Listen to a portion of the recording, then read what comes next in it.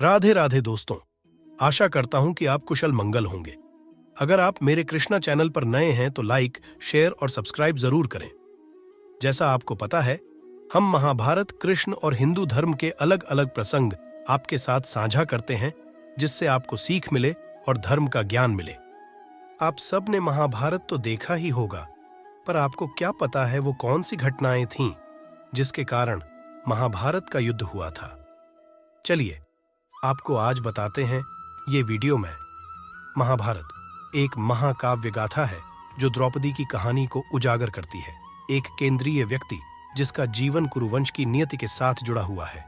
इस अन्वेषण में हम द्रौपदी की 3 महत्वपूर्ण घटनाओं को उजागर करते हैं, जिन्होंने महाभारत की कथा को आकार देने में महत्वपूर्ण भूमिका निभाई।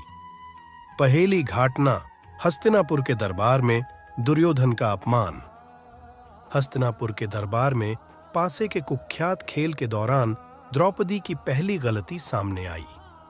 पांडवों और कौरवों के बीच प्रतिद्वंद्विता से प्रेरित होकर द्रौपदी ने खुद को एक विश्वासघाती खेल के केंद्र में पाया।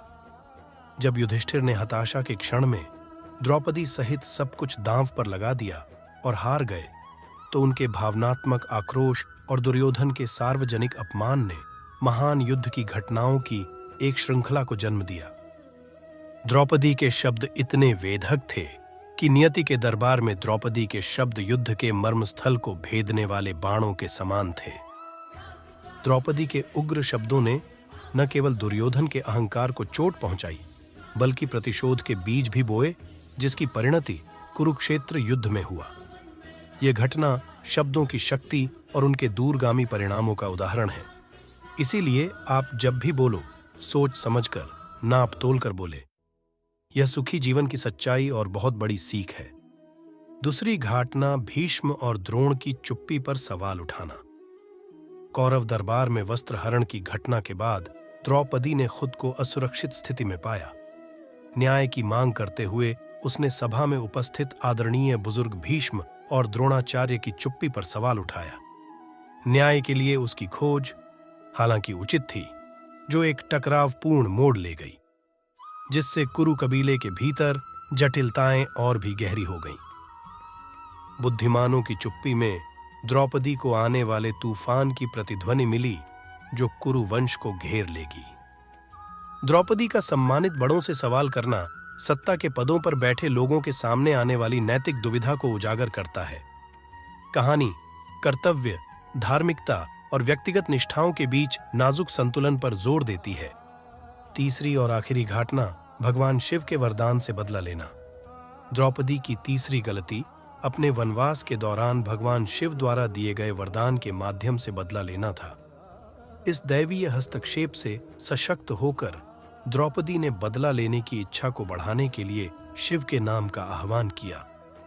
जबकि उसकी खोज न्याय की भावना से प्रेरित थी, इसने हिंसा के बढ़ते चक्र को और बढ़ा दिया, जो महाकाव्य की विशेषता थी।